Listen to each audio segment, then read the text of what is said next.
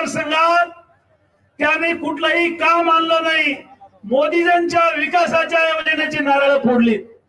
महादेव जानकरांच्या रूपानं परभणीला एक कुशल नेतृत्व, अभ्यासू नेतृत्व, तरुण नेतृत्व, उच्च शिक्षित नेतृत्व अशा प्रकारचे खासदार दिलेले आहेत। माननीय शिंदे साहेबांचा आशीर्वाद, माननीय देवेंद्रजीचा आशीर्वाद, माननीय अजितदादा पवारांचा आशीर्वाद, माननीय नरेंद्र मोदीजींचा आशीर्वाद जानकरांना आहे। आमचे उमेदवार नरेंद्र मोदी आहेत, अर्थातच महादेव जानकर आहेत। मी जास्त वेळ घेत नाही, मी दादांच्या लक्षात आणून देऊ इच्छितो, मी सुद्धा या लोकसभा मतदारसंघात संपर्क मंत्री होतो। माननीय नितीनजी गडकरी यांनी आम्हाला या लोकसभा मतदारसंघात 7,000 कोटी रुपयाचा निधी दिला होता। अर्थातच तो देवेंद्र फडणवीस साहेबांमुळे मिळाला होता, कारण त्यांच्या मंत्रिमंडळात मी मंत्री होतो। 7,000 कोटी रुपये। काय अवस्था होती गंगाखेड परळी रस्त्याची, काय अवस्था होती जिंतूर वाटूर रस्त्याची, हे सारे डांबरीकरणाचे रस्ते, सिमेंटचे रस्ते 7,000 कोटी रुपये केंद्र सरकारने दिले।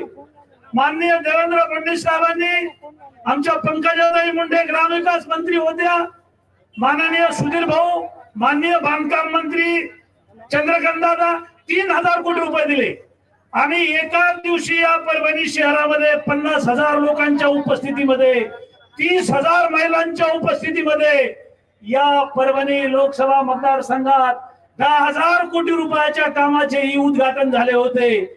आणि जगात जर्मनी भारतात परभणी करायचं असेल तर महादेव जानकरांना निवडून द्या। हे खरंय की राजेश शिटेकरांना उभं राहायचं होतं, हे खरंय की 5 वर्ष आम्ही इथं भारतीय जनता पक्षाने तयारी केली होती। 2,000 कार्यकर्त्यांनी गावागावातले बूथ मजबूत केले होते। 2,000 कार्यकर्ते गेली 5 वर्ष गावागावामध्ये झोपड्यात जाऊन केंद्राच्या योजना, राज्याच्या योजना राबवत होते। मात्र देवेंद्रजींनी आम्हाला आदेश दिला की तुम्ही जरी तयारी केली असेल तर, राहुलने जरी तयारी केली असेल तर मला जानकर साहेबांना तिकीट द्यायचं। एकदा आज्ञा झाली, देवेंद्र फडणवीसांनी आदेश दिला, बंदुकीच्या गोळीप्रमाणे भारतीय जनता पक्षाचे 2,000 कार्यकर्ते उद्यापासून कामाला लागले पाहिजेत। जानकर साहेबांना लोकसभेत पाठवायचं, मोदीजींच्या पाठीशी उभा राहायला पाठवायचं। या देशाला महासत्ता करण्यासाठी, या देशाचे पंतप्रधान नरेंद्र मोदी यांना ताकद देण्यासाठी आपण जानकर साहेबांना निवडून द्यावं, अशा प्रकारची नम्र प्रार्थना, अशा प्रकारची नम्र विनंती करतो आणि माझं बोलणं संपवतो। धन्यवाद।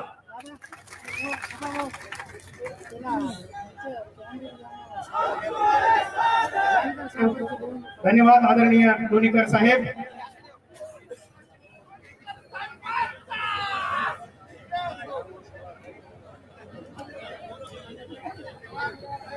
हॅलो, धन्यवाद लोणीकर साहेब।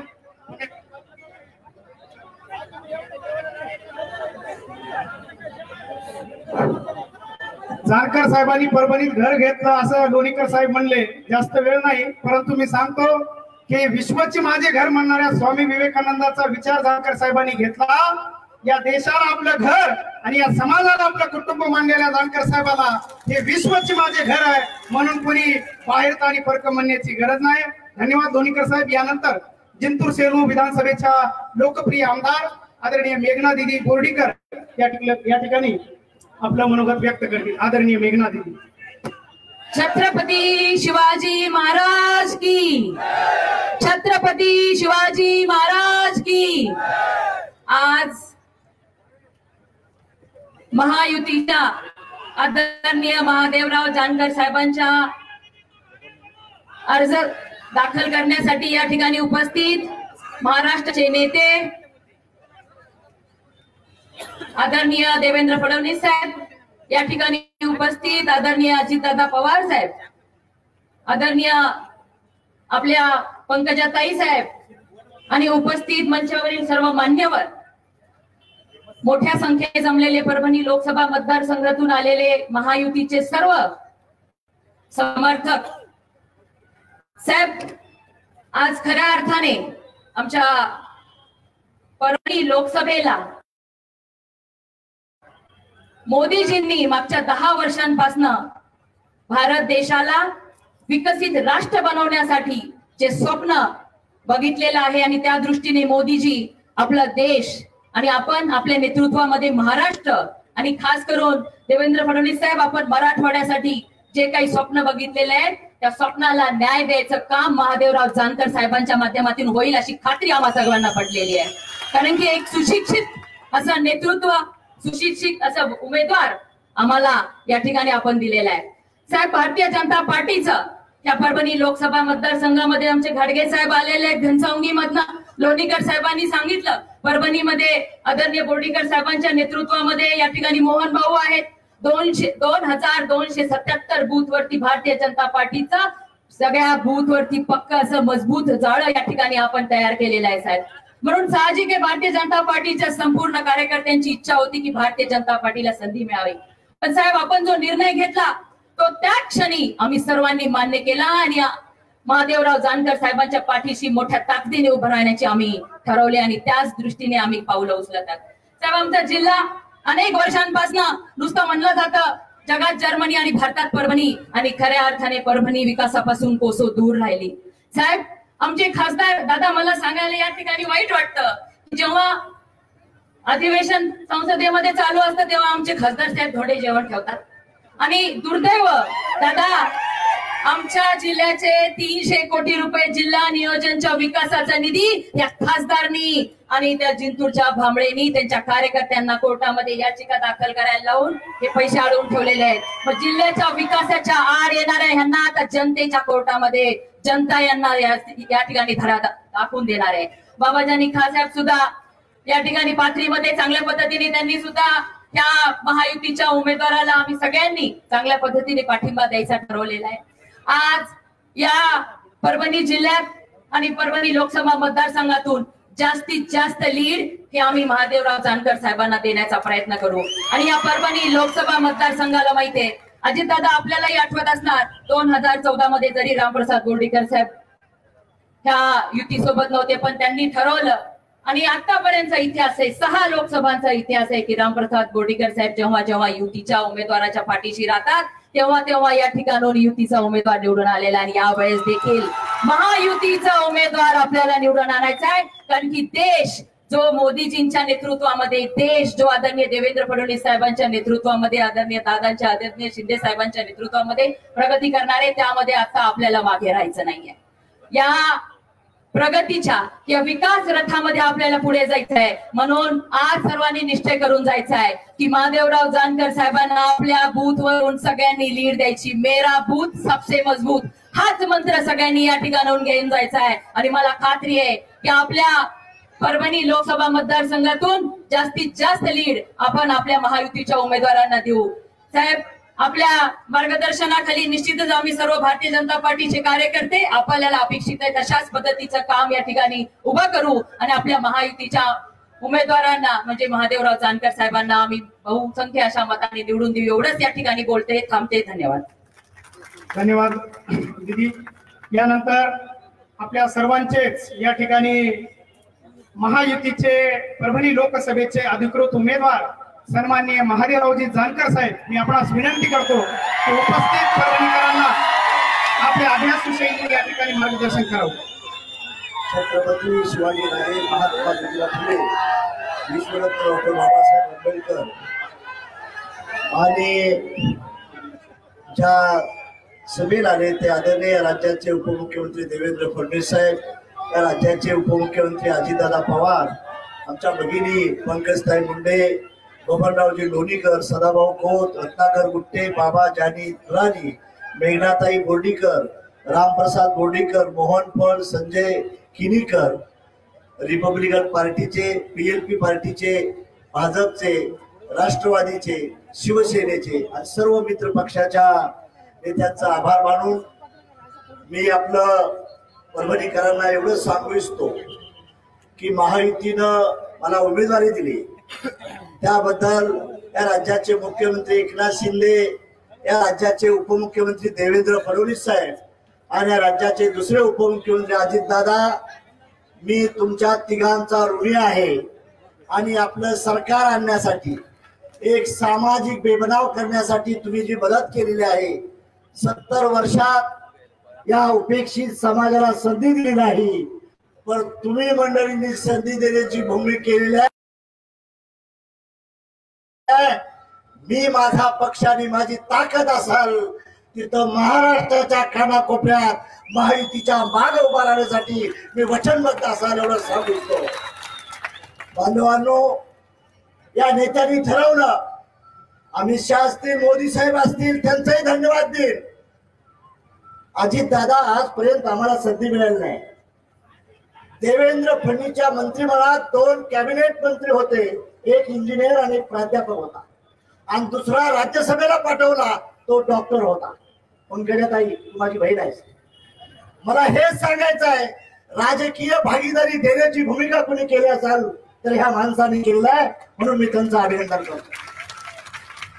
अजितदादा विटेकर, राजेश विटेकर असाल, लोणीकरचा चिरंजीव राहुल असाल, किंवा आमचे वयोवृद्ध नेते रामप्रशी बोर्डीकर असतील, किंवा आमचे मित्र अर्जुन खोतकर असतील, या चौघांना मी शब्द देतो. अजितदादा आणि देवेंद्र फडणवीस माझ्याजवळ आहेत. राजेश विटेकर तुला खाली ठेवणार नाही, शब्द देतो. आणि तुम्हाला मी सांगू इच्छितो, मी खासदार जरी झालो तरी तुम्हाला विचारल्याशिवाय मी सही करणार नाही. कारण मला बायका पोरं नाही, घर नाही, दार नाही. रेल्वे स्टेशनवर सुद्धा मी झोपू शकतो. आणि जसा वाराणसीचा विकास आहे, जसा नागपूरचा विकास आहे, जसा बारामतीचा विकास आहे, तसा परभणीचा केल्याशिवाय महादेव जानकर शांत बसणार. अरे मी बी एका पक्षाचा राष्ट्रीय अध्यक्ष आहे. मोदी साहेब मला ओळखतात, नड्डा साहेब ओळखतात, राष्ट्रीय अध्यक्ष अजित पवार मला ओळखतात, राष्ट्रीय अध्यक्ष एकनाथ पवार मला ओळखतात. मी त्यांना स्वतःसाठी मागाय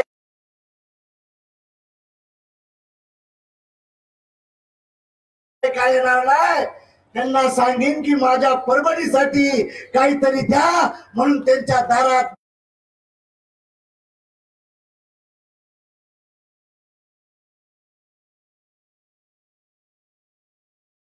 मी 35-40 वर्ष फिरतोय. तिथे मी एक छोटासा बंगला घेतो आणि महिन्यातून तुमचं काम कलेक्टर, SP साऱ्यांच्या साक्षीने करण्यासाठी मी प्रयत्न करीन, एवढं अभिवचन देतो. मला इंग्लिश येतं, 17 भाषा येतात दादा, 17 भाषा येतात. खासदारकीच्या ठिकाणी इंग्लिश चांगलं लागतं, हिंदी चांगलं लागतं, आणि मला ते चांगलं येतं.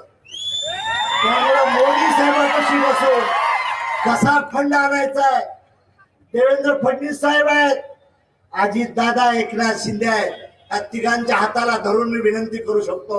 एवढी ताकद तुम्ही द्यायची भूमिका करा. आणि माझी आपल्याला विनंती आहे, मी महायुतीचा उमेदवार आहे. मी 47 ठिकाणी हेंडाटी मदत करायला जाणार आहे. मला एका ठिकाणी फक्त तुमची मदत पाहिजे. मी एक खासदार होणार आहे. पण माझी तुम्हाला विनंती आहे, सर्व तन मन धनाने साथ देऊन हे करण्याचा प्रयत्न करा. आपण मॉडेल पार्लमेंटरी सीट बनवण्याचा प्रयत्न करू, मॉडेल बनवू, स्टार MIDC आणू, एअरपोर्ट आणण्याची सोय करू. एअरपोर्ट देखील रेल्वेच्या दृष्टीने देखील आपण वॅगन आणि बोगिंग करण्याचा प्रयत्न करू. समृद्धी मार्गाला हा जिल्हा जोडण्यासाठी मी विनंती करी, त्या दृष्टीने आपली प्रयत्न करू. परभणी जिल्ह्यातली लोक मराठवाडा, विदर्भ, मुंबई, पुणे इथं सगळे जातात. मी ह्या नेत्यांना विनंती करीन की आम्हाला स्टार MIDC द्या, आम्हाला रस्ते नाही, विकासाच्या गंगा आणण्यासाठी प्रयत्न करण्यासाठी मी प्रयत्न करीन. माझं कुठं कॉलेज नाही, शाळा नाही, काय भानगड नाही, लग्न नाही, लफडे नाही, कुठं काही नाही, काळजी करू नका. आपला ध्येय आहे ते तुमच्यासाठीच आहे. लोणीकर साहेब, काळजी करू नका. माझ्या नंतर नंबर तुमच्या पोरला मिळेल, राजेश विटेकरला मिळेल, मेघना दिदी तुला मिळेल. मी त्यावेळेस देवेंद्र फडणवीसला, अजितदादाला, एकनाथ शिंदेला विनंती करीन की मला युतीला टाका. युतीतलं लढीन मी, उत्तर प्रदेश मधलं लढीन. त्यामुळे तुम्ही, माझी विनंती आहे, मला तुम्ही दत्तक घेतलेलं आहे, त्या दत्तकचं पारणं चांगलं फिडीन एवढी विनंती करतो. आणि या नेत्यांनी माझ्यावर विश्वास टाकून मला जागा दिली. राष्ट्रवादीच्या कोट्यातले अजितदादा बारामतीला महादेव जानकर देखील येणार आहे. प्रत्येक मतदारसंघात हेलिकॉप्टर उतरवून येणार आहे. राष्ट्रवादीच्या कोट्यातली जागा मिळाली. मला 2-3 महिन्यापूर्वी फडणवीस साहेबांनी बोलले होते ती जागा आपण असं करू तसं करू. त्यांनी जागा दिली, त्यामुळं आम्हाला ही सीट मिळाली. बीजेपी, राष्ट्रवादी आणि शिवसेनेनंतर आम्हाला संधी दिली, आम्हाला मान सन्मान दिला. त्याबद्दल मी तुमच्या तिघांचं देखील हृदयातून अभिनंदन करतो. आणि मला दिल्लीला जाण्याची आपण संधी देताल, आशीर्वाद करताल अशी अपेक्षा व्यक्त करून मी आपली जागा घेतो. जय हिंद, जय भारत. धन्यवाद आदरणीय जानकर साहेब. परभणीकरांना आपण आपल्या अभ्यास वृत्तीने या ठिकाणी आश्वस्त केलं. यानंतर महाराष्ट्राच्या रणरागिणी आदरणीय पंकजाताई मुंडे यांनी आपल्याला विनंती करतो उपस्थित परभणीकरांना आपण मार्गदर्शन करा. आज महायुतीचे उमेदवार आमचे बंधू महादेवरावजी जानकर यांच्या प्रचारार्थ आयोजित या सभेला मंचावर उपस्थित या राज्याचे उपमुख्यमंत्री आदरणीय देवेंद्रजी फडणवीस, मंचावर उपस्थित उपमुख्यमंत्री आदरणीय अजितदादा पवार, आमचे सहकारी बबनरावजी लोणीकर, आमदार रत्नाकर गुट्टे, आमदार मेघना बोर्डीकर, आमदार बाबाजानी दुराणी, आमचे सहकारी सदाभाऊ खोत, राजेशजी विटेकर, माजी आमदार मोहन फड, माजी आमदार रामप्रसादजी बोर्डीकर, माजी आमदार विलासरावजी खरास, या मंचावर उपस्थित संजय केणेकर, राहुल लोणीकर, संतोष मुरकुटे, सौरभ परिहार, उपस्थित सर्व मान्यवर आणि महादेव जानकर यांच्या नामनिर्देशनासाठी आणि त्यांच्या विजयाच्या निश्चयासाठी त्यांच्यावर प्रेम करणाऱ्या आलेल्या सर्व जनता जनार्दनाला माझा नमस्कार. जय मल्हार. मी आज इथे प्रचाराच्या या सभेला आले. मला काल महादेवजी जानकर यांनी फोन केला आणि त्यांनी सांगितलं मी फॉर्म भरतोय. आज 1 एप्रिल आहे. मला आधी वाटलं की एप्रिल फुलच करावी. मला म्हणले नाही, आजच फॉर्म भरणार आहे आणि आज फॉर्म भरण्यासाठी ताई तुला यायचंय. त्यांनी मला फोन नसता केला तरी माझ्या आतापर्यंतच्या परंपरेनुसार त्यांची काळजी घेण्यासाठी आणि त्यांच्या कार्यक्रमाला यशस्वी करण्यासाठी मी हातभार लावण्यासाठी आलेच असते. याच्यात कुठल्याही शंका असण्याचं कारण. मला आठवतो तो दिवस जेव्हा महादेव जानकरांच्या कार्यक्रमाला चौंडीला मी आणि मुंडे साहेब गेलो होतो आणि तेव्हा मुंडे साहेबांनी सांगितलं होतं की माझ्या वारस पंकजा मुंडे आहे तरी मी महादेव जानकरांना माझा मुलगा मानतो. तुम्हाला प्रॉपर्टी मिळणार नाही पण राजकीय वारसा नक्की मिळेल असं त्यांनी सांगितलं. त्याच्यानंतर जेव्हा महादेव जानकरांना मारा घालायची इच्छा होती तेव्हा मला मुंडे साहेबांनी एक काम दिलं होतं आणि तेव्हा महादेव जानकर साहेबांनी बारामतीचं निवडणूक लढली होती. हापशावर आंघोळ करायची, जिथं बाज मिळेल तिथंच आडवं व्हायचं. जे शेतामध्ये खाणारे शेतकरी बांधव आहेत, आपले मजूर बांधव आहेत, ते खातात तेच खायचं. की कुठलाही आर्थिक शक्ती न लावता सुद्धा सामान्य माणसाच्या कुडामध्ये झोपडीमध्ये राहून या माणसाने इतिहास केला आणि त्यांच्या पाठीमागे मुंडे साहेबांनी आशीर्वाद उभा केला. एक बहीण म्हणून मी त्यांची साथ दिली. त्याच्यानंतर ते आमच्या महायुतीत राहिले, विधान परिषद दिली, आता आमदार झाले आणि मंत्री झाले आणि अत्यंत चांगलं काम विटेकरांनी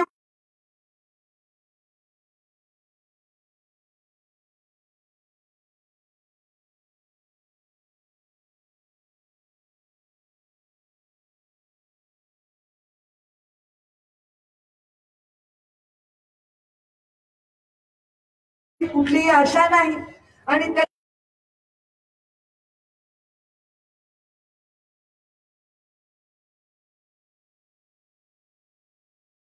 तो एका जागी राहत नाही आणि तुमच्या विकासासाठी बारामतीत सुरू झालेला प्रवास भटकत भटकत येऊन परभणीमध्ये थांबलेला आहे. त्यांना विजयी करायची जबाबदारी मंचावरच्या प्रत्येक माणसाची जेवढी आहे तेवढी तुमच्या सर्वांची देखील आहे.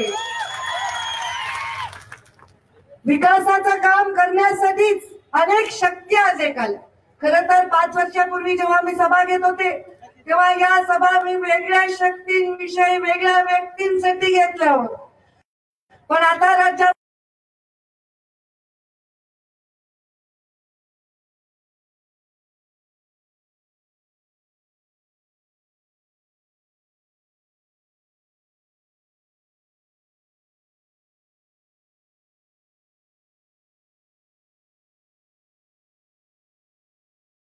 एवढे बदल झालेले आहेत की मला मध्यंतरी विचारले की ताई तुम्ही मागच्या वेळी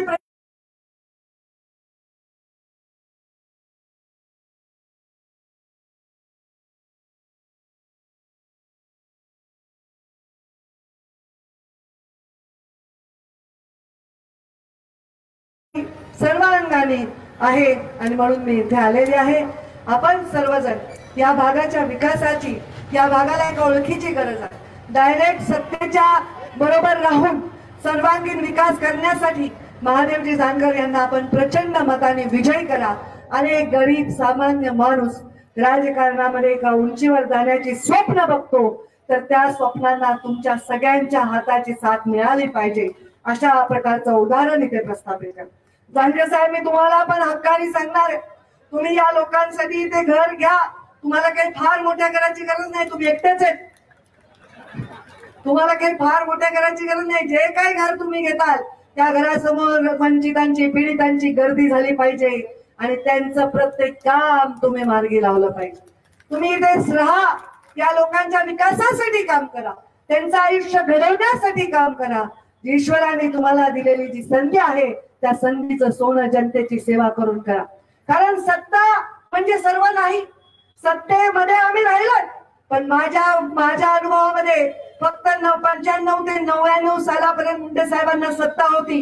नंतर कधीही सत्ता नव्हती, पण जनतेच्या मनातली त्यांची सत्ता कधीच कमी झाली. मी सुद्धा आता स्वतःच्या अनुभवावरून सांगते. खरं तर आता मी उमेदवार आहे. उमेदवार असल्यामुळे मला माझ्या मतदारसंघात राहणं आवश्यक आहे. बऱ्याच चर्चा, बऱ्याच गोष्टी, अमुक आहे निवडणूक, तमुक आहे निवडणूक बाहेर येत आहेत. त्यामुळे मी अगदी डीप जाऊन काम करते, लोकांच्या भेटीगाठी घेते. मी लोकसभेत आत्ताच जाईन असं मला वाटलं नव्हतं, पण पक्षाचा आदेश आहे, मी निवडणूक लढायला उभी राहिलेली आहे. आणि असं असताना सगळेजण मला म्हणतात ताई तुम्ही सभेला या. तेव्हा मला वाटलं नाही की बाहेर मी फार राज्यात वेळ देऊ शकेन. पण जानकर साहेब, तुमच्या प्रेमापोटी मला इथे येणं भाग होतं. एक तुमच्यासाठी मी इथे आले. पण आज निवडणूक लढताना तुम्ही लोकांना जो शब्द द्यायचा आहे तो शब्द त्यांच्या सेवेचा आहे. आज 5 कुठल्याही पदावर नसताना सुद्धा जेव्हा मी लोकांच्या समोर जाते, लोक माझ्या विकासाचं उदाहरण देत आहेत, तेव्हाच्या सर्व जाती धर्माला सोबत घेऊन जाण्याचं उदाहरण देत आहेत. तस उदाहरण तुमच्याही बाबतीत लोक देतील याचा मला पूर्णतः विश्वास. पद आणि प्रतिष्ठा ही कमीत कमी फिकी पडते जेव्हा माणूस डायरेक्ट लोकांच्या संपर्कात आणि सेवेत असतो. त्याच्यामुळे आपण सर्वांनी लोकांच्या सेवेसाठी आपण जे व्रत घेतलंय ते व्रत पूर्ण करण्यासाठी कार्यरत राहावं असा विश्वास व्यक्त करते आणि माझ्या भावाला जानकर साहेबांना खूप खूप शुभेच्छा देते. धन्यवाद. जय हिंद, जय महाराष्ट्र. धन्यवाद ताई. या ठिकाणी अतिशय सुंदर असं मार्गदर्शन आपण केलं. यानंतर राज्याचे उपमुख्यमंत्री सन्माननीय अजितदादा पवार या ठिकाणी आपल्याला मार्गदर्शन करतील. आपल्या सगळ्यांचे लाडके उपमुख्यमंत्री माननीय देवेंद्र फडणवीस जी,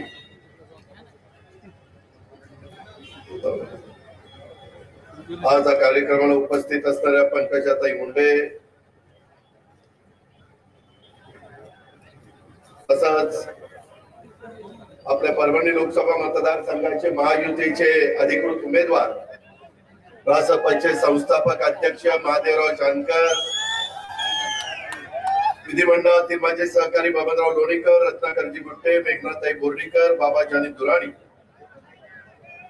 सदाभाऊ खोत, राजेश विटेकर, रामप्रसाद कोंडीकर, विलासराव करात, मोहनराव फड, प्रताप देशमुख, संजय केनेकर, राहुल लोणीकर, संतोष मुरकुटे, प्रताप देशमुख, राजेश देशमुख, व्यंकटेश शिंदे, बी.एन. दाभाडे, रवींद्र कौर, पवनाताई नकाते, सचिन करात, अनेक महायुतीचे सन्माननीय उपस्थित असणारे सर्व घटक पक्षांचे सन्माननीय पदाधिकारी, सर्व आजी माजी आमचे सहकारी, सर्व प्रतिष्ठित नागरिक, पत्रकार मित्र, बंधू भगिनींनो आणि माझ्या तरुण मित्रांनो, परभणीच्या ऐतिहासिक पवित्र भूमीमध्ये आज इथं महायुतीचे जाहीर सभेत उपस्थित असणारे आपल्या सर्वांचं, म्हणजे माझ्या जालनामधनं गर्थांगविंगी आणि परतूर आणि माझ्या परभणी जिल्ह्यातल्या 4 विधानसभा मतदारसंघात आलेल्या सर्वांचं मी मनापासून स्वागत करतोय. परभणीच्या विकासाची आस असणाऱ्या आणि देशाला विकासाकडे घेऊन जाण्याची इच्छा असणाऱ्या आदरणीय पंतप्रधान नरेंद्र मोदी यांना आपल्याला तिसऱ्यांदा या देशाचा पंतप्रधान पदी बसवण्यासाठी आपण सज्ज असणाऱ्या सर्व मतदारांचा देखील मी स्वागत करतो. आज एका महत्वाच्या कार्यक्रमाला रिझर्व्ह बँक ऑफ इंडियाला 90 वर्ष झाली आणि त्या कार्यक्रमाच्या निमित्तानं देशाचे पंतप्रधान आलेले होते. स्वतः अर्थमंत्री तिथं होत्या, मी होतो, देवेंद्रजी होते, मुख्यमंत्री होते आणि त्या कार्यक्रमामुळे आम्हाला थोडासा यायला उशीर लागला. फॉर्म भरला गेलेला आहे. आधीच्या अनेक वक्त्यांची भाषणं इथं झालेली आहे. उद्याची निवडणूक परभणीकरांनो, जालनाकरांनो ही देशाचं भवितव्य ठरवणारी निवडणूक आहे. ही गावकीची आणि भावकीची निवडणूक नाही. त्याच्यामुळे त्या निवडणुकीकडे त्या अँगलने आपण सगळ्यांनी बघितलं पाहिजे. माग ज्याला आपण उमेदवार म्हणून निवडून दिलं त्यांनी 10 वर्षामध्ये काय दिवा लावला आणि उद्या 5 वर्षाच्या करता आता महादेव जानकर आपल्या सगळ्यांचं प्रतिनिधित्व करायला निघालेले. त्यांनी आपल्या सर्वांच्या साक्षीनं काय सांगितलं? मित्रांनो, अतिशय सर्वसामान्य कुटुंबामध्ये जन्माला आलेला हा सुपुत्र, परंतु समाजाच्या करता, राज्याच्या करता आपण काही केलं पाहिजे अशा प्रकारची भावना मनामध्ये घेऊन मी अनेक वर्ष त्यांना ओळखतोय. मगाशी अधिकच्या वक्त्यांनी सांगितलं तशा प्रकारे कुठल्याही शेतकऱ्याच्या एखाद्या खोली मिळाली, एखादं पोपट असलं तरी त्या पोपटामध्ये महादेव जानकर झोपू शकतात, तिथंच आंघोळ करू शकतात, सकाळी तिथंच भाकरी खाऊन आपल्या कामाला लागू शकतात. देवेंद्र फडणवीसांच्या मंत्रिमंडळामध्ये मंत्री होते तरी देखील बारामतीला कधी कुठल्या गावामध्ये आल्यानंतर मला लोक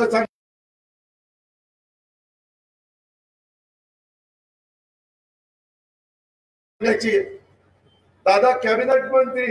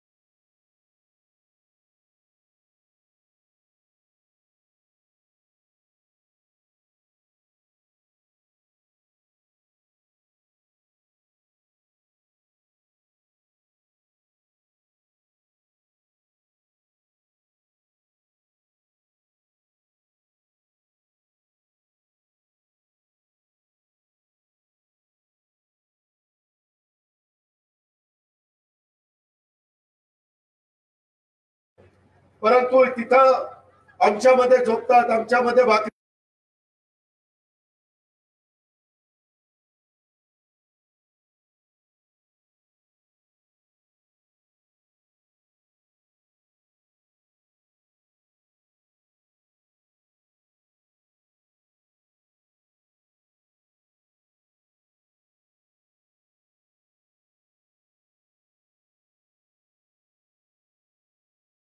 काही जण इच्छुक होते. प्रत्येकाला इच्छा असणं हे काही चुकीचं नाहीये, तो त्यांचा अधिकार आहे, तो त्यांचा हक्क आहे. परंतु एकदा वरिष्ठांनी, एकदा युतीच्या मान्यवरांनी घेतलेला निर्णय शिरसावंत म्हणून सगळ्यांनी आज ही उपस्थिती दाखवली. मित्रांनो, ही निवडणूक 26/4 मतदान आहे. फक्त 25 दिवस तुमच्या हातामध्ये राहिलेले. फार ईर्ष्येने तुम्हाला सगळ्यांना काम करावं लागेल. प्रत्येक मतदाराच्या पर्यंत पोहोचण्याचं काम हे मी पण बारामती. त्यामुळं बऱ्याचदा आपल्या भाजप, शिवसेना आणि राष्ट्रवादी काँग्रेस आणि आपले मित्र पक्ष या सगळ्या कार्यकर्त्यांना ही निवडणूक स्वतःची समजून लढवावी लागणार आहे. तुम्ही विकासाच्या बद्दल काळजी करू नका. आता हेलिकॉप्टर मध्ये उतरलो आणि येताना मी देवेंद्रजी, महादेव जानकर आणि बबनराव लोणीकर गाडीत बसलो होतो. बसल्या बसल्या आम्हाला दोघांना सांगत होते की ह्या शहरामधले रस्ते खराब आहेत, इथं निधी दिला पाहिजे. नितीन गडकरी साहेबांनी, मोदी साहेबांनी बाहेरचे रस्ते, नॅशनल हायवे चांगले केलेले, परंतु समृद्धी महामार्ग हा नागपूर पासून मुंबई पर्यंत गेलाय, आता जालन्यापासून नांदेड पर्यंत जातोय. आमचा परभणी राहतय, तिथेही काही मार्ग काढा. काळजी करू नका.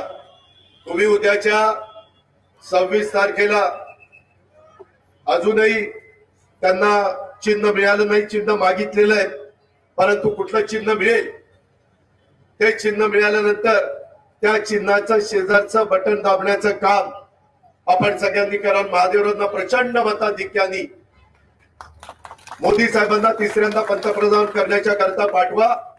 तुमचे हे रस्ते, तुमचे बाकीचे जे काही प्रश्न आहेत ते सोडवण्याच्या करता तुमचं मेडिकल कॉलेज आहे, ते पण मेडिकल कॉलेज आपल्या महायुतीच्या सरकारने मंजूर केलेलं आहे. अशा अनेक गोष्टी आपण करण्याच्या करता कटिबद्ध आहोत. त्याबद्दल आपण काही काळजी करू नका. त्याच्यामध्ये एकनाथराव शिंदे, देवेंद्रजी, मी आम्ही कुणी कमी पडणार नाही अशा प्रकारचा विश्वास आणि अशा प्रकारची खात्री मी आपल्या सर्व सहकारी मित्रांना देतो. मराठवाडा ही संतांची भूमी म्हणून ओळखली जाते. मराठवाड्याला स्वातंत्र्य मिळून 75 वर्ष झाली. रजाकारांशी इथल्या एका पिढीने केलेला संघर्ष आणि त्या संघर्षामुळे मुक्त झालेला माझा मराठवाडा, या मराठवाडा संग्रामाच्या ज्ञात अज्ञात लोकांनी बलिदान दिलं, त्यांना देखील मी आजच्या सभेच्या निमित्तानं विनम्र अशा प्रकारचं अभिवादन करतो.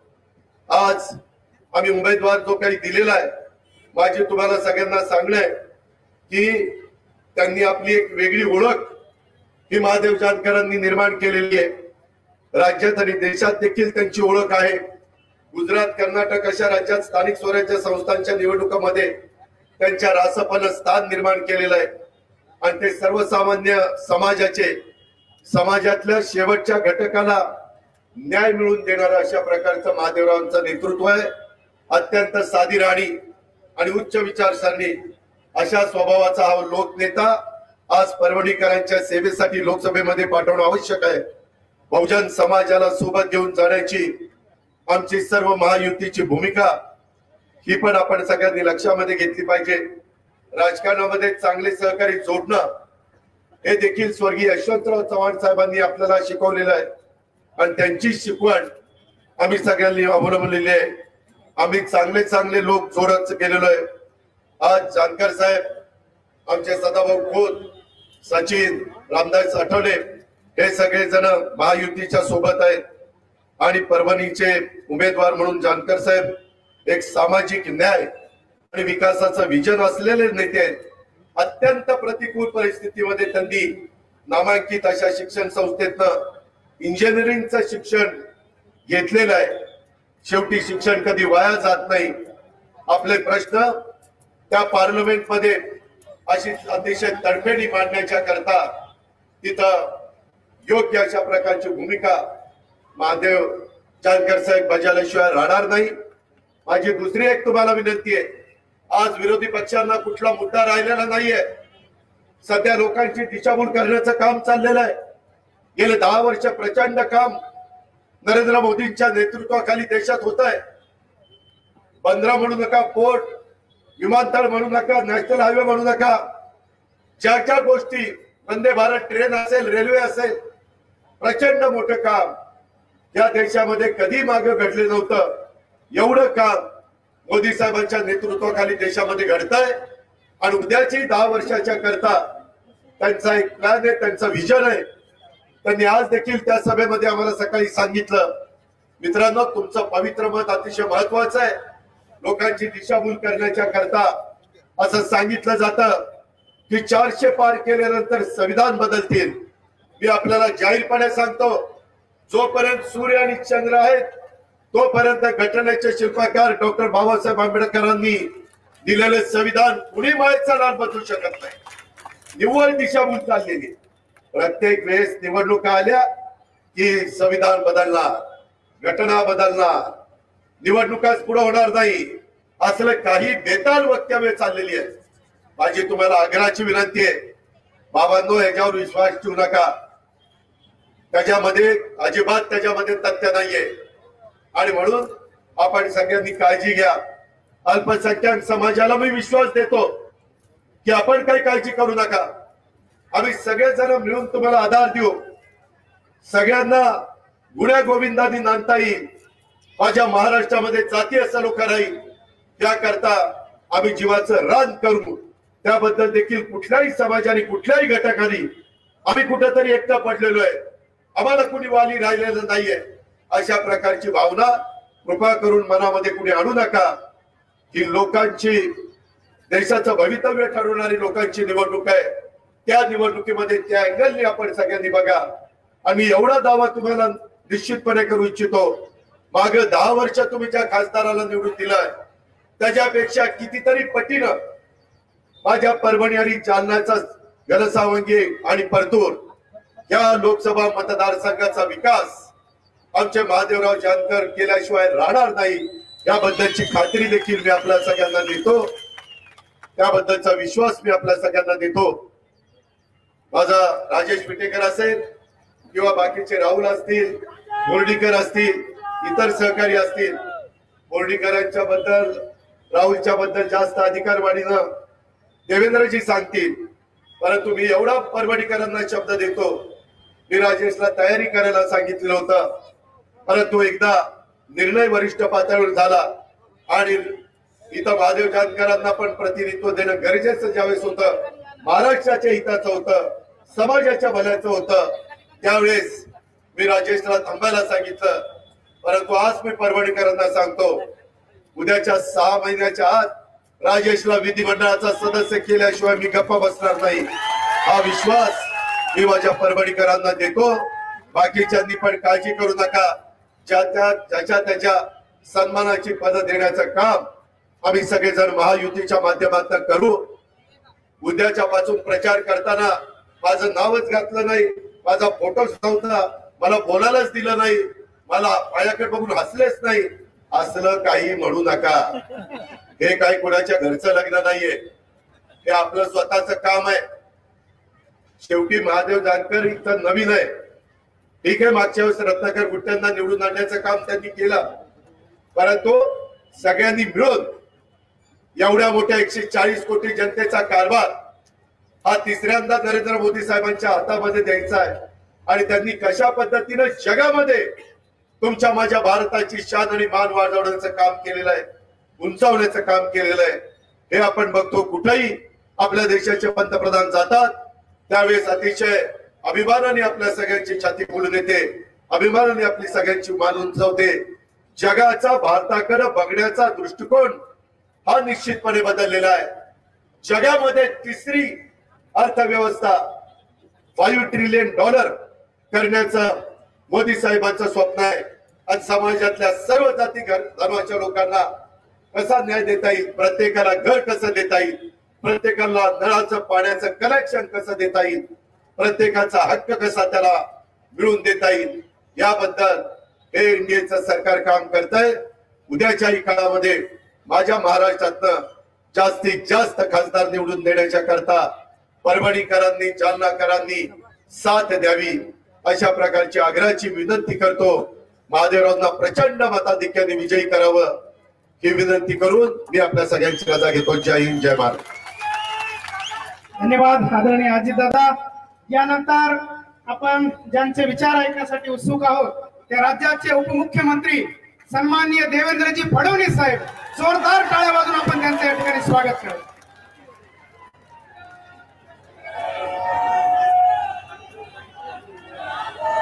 हिंदवी स्वराज्याचे सरसंस्थापक छत्रपती शिवरायांना मानाचा मुजरा करतो।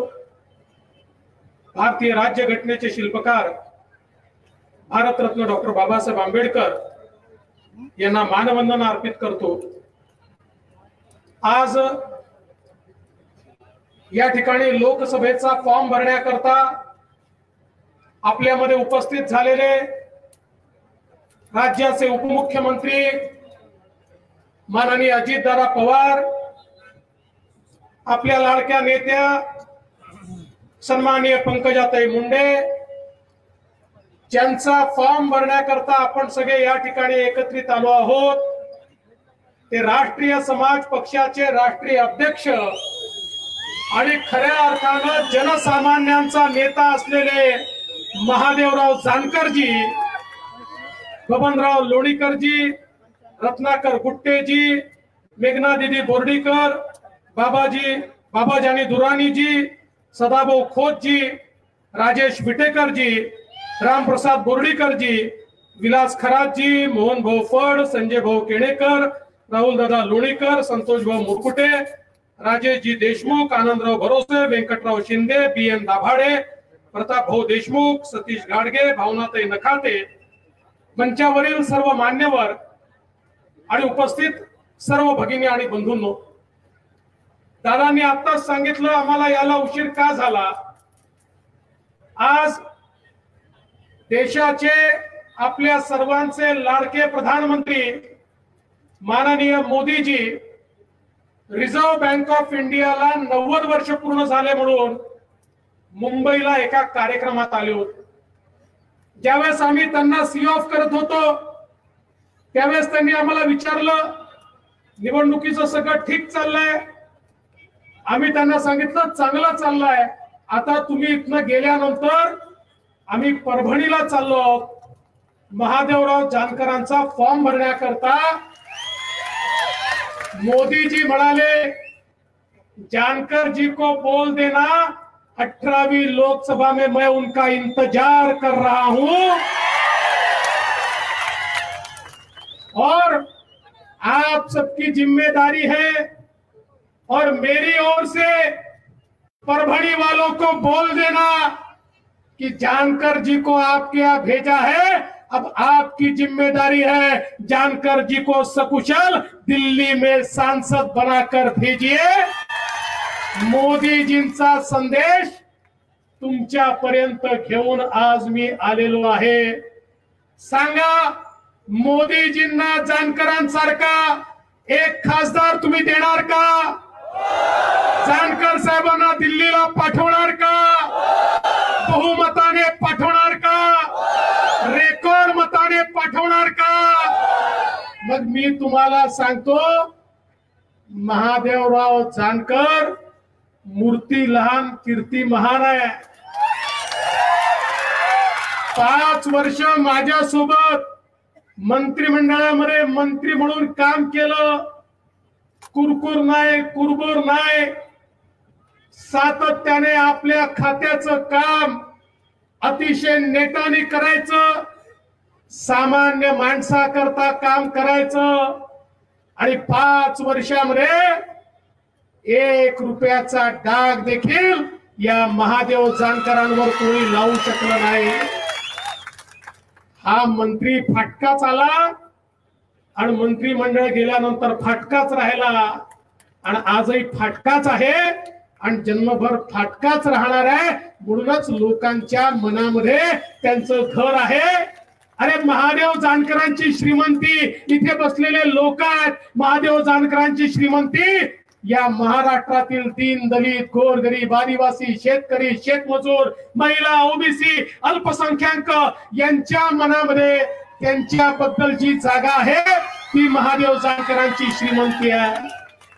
आणि म्हणून आम्ही निर्णय घेतला आणि मी अजितदादांचे विशेष आभार मानेन।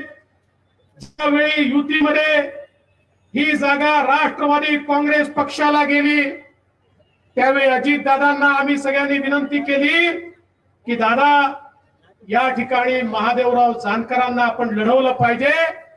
दादांनी तात्काळ विटेकरांना बोलवलं आणि सांगितलं की आपल्याला महादेव जानकरांना ही जागा दिली पाहिजे आणि त्यांनीही ते मान्य केलं. खरं म्हणजे विटेकर असतील, लोणीकर असतील किंवा आमचे बोर्डीकर साहेब असतील, सगळ्यांनी जोरदार तयारी केली होती. पण आता या तीनही ताकदी आणि मंचावरची सगळी ताकद आता महादेवराव जानकरांच्या पाठीशी उभी राहणार आहे. माननीय शिंदे साहेबांच्या नेतृत्वात शिवसेना असेल, अजितदादांच्या नेतृत्वात राष्ट्रवादी काँग्रेस असेल, मोदीजींच्या नेतृत्वात तर आम्ही सगळे काम करतोय, भारतीय जनता पार्टी असेल, आमची रिपाई असेल, आमचं रासप असेल, आमच्या सराबोल खोतांची रयत क्रांती असेल, मी सगळ्यांची नावं घेत नाही, पण एक अतिशय मोठा अशा प्रकारचं महायुतीचं एक गठबंधन आम्ही तयार केलाय. आणि आता मी तुम्हाला सांगतो, मागच्या निवडणुकीमध्ये महाराष्ट्राने 41 खासदार मोदीजींच्या झोळीत टाकले. आता तो रेकॉर्ड आम्ही मोडणार आहोत आणि त्याही पेक्षा जास्त खासदार या ठिकाणी मोदीजींसोबत जाणार आहेत. आणि त्या खासदारांमध्ये जशा आमच्या पंकजाताई असणार आहेत, तसेच आमचे महादेवराव जानकर देखील त्या खासदारांमध्ये असणार आहेत, हा विश्वास मला आहे. बंधू भगिनींनो, मोदीजींनी 10 वर्षामध्ये देश बदलला. गरीबाबद्दल प्रत्येक व्यक्ती बोलायचा, पण पहिल्यांदा गरीब कल्याणाचा अजेंडा या देशात कोणी राबवला असेल तर तो मोदीजींनी राबवला. आपल्याला आश्चर्य वाटेल, जगही तोंडात बोट घालतंय. 10 वर्षामध्ये 25 कोटी लोकांना गरिबी रेषेच्या बाहेर काढण्याचं काम हे माननीय मोदी साहेबांनी करून दाखवलं. जगातले अर्थशास्त्री म्हणतात, हे भारतामध्ये काय आश्चर्य झालं, जे विकसित देशांना जमलं नाही ते मोदीजींनी कसं करून दाखवलं. कारण मोदीजींनी मुठभर लोकांकरता काम केलं नाही. गरीबाला घर मिळालं पाहिजे, गरीबाला पाणी मिळालं पाहिजे, गरीबाच्या घरी वीज गेली पाहिजे, गरीबाच्या घरी सिलेंडर गेलं पाहिजे, गरीबांच्या आमच्या महिलांना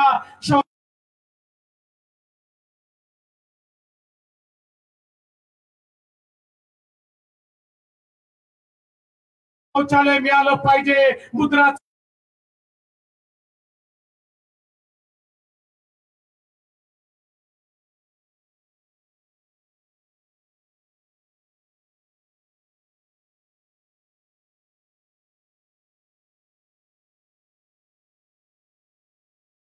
चालू में पुढच्या 5 वर्षामध्ये भारत आणि महाराष्ट्र ज्या प्रकारे बदलणार आहे याची कल्पना देखील आपण करू शकत नाही. आज ज्या प्रकारे मोठ्या प्रमाणात या ठिकाणी इन्फ्रास्ट्रक्चरची कामं चालली आहेत, आपल्या सगळ्यांना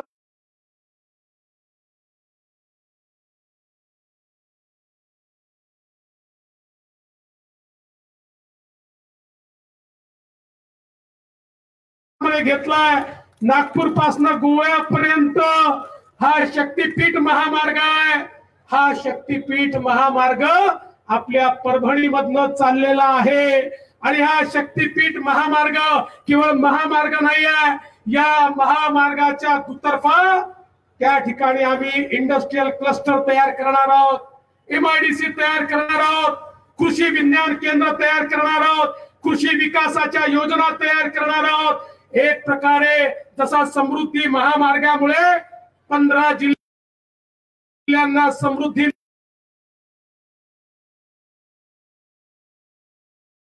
मिळाली, तसा शक्तीपीठ महामार्गामुळे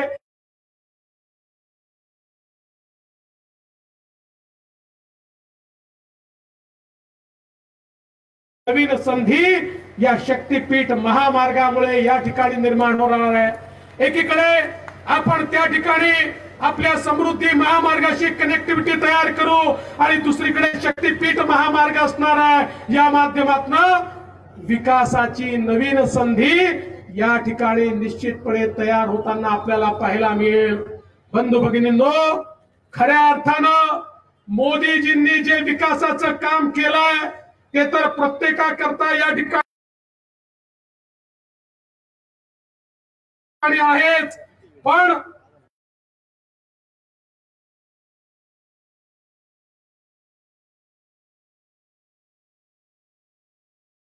खऱ्या अर्थानं एक जर सक्षम खासदार मिळाला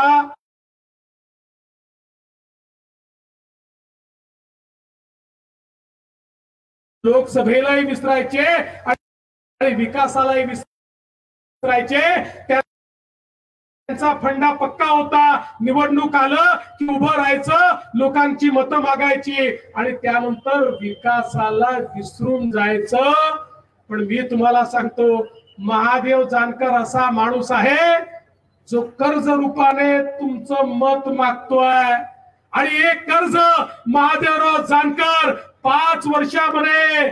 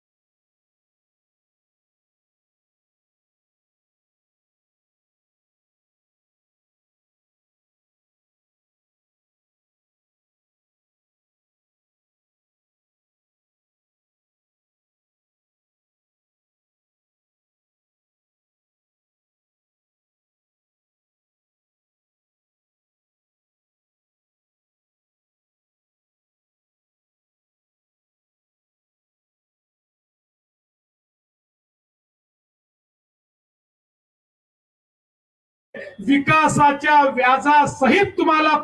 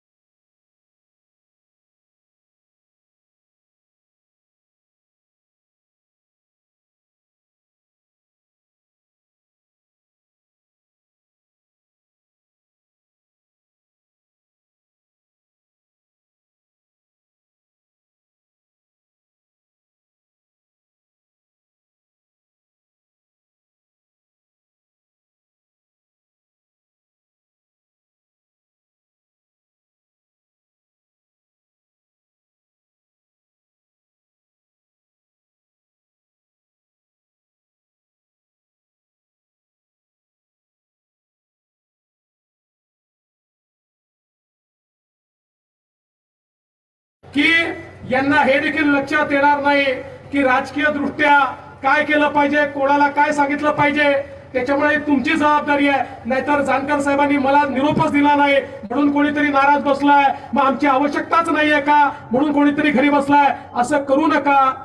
सगळे घटक पक्षाचे नेते एकत्रित या, तुम्ही या निवडणुकीचं प्लॅनिंग करा आणि तुम्ही जानकर साहेबांना सांगा की हे आम्ही प्लॅनिंग केलंय, जानकर साहेब या प्लॅनिंग प्रमाणे तुम्ही काम करा. हा जानकर साहेब असा व्यक्ती, आमचे जानकर साहेब सामान्यांचा नेता, एक गरीबांचा वंचितांचा नेता परभणीच्या पदरी आम्ही दिलेला आहे, सगळ्या नेते मंडळींच्या पदरी दिला आहे.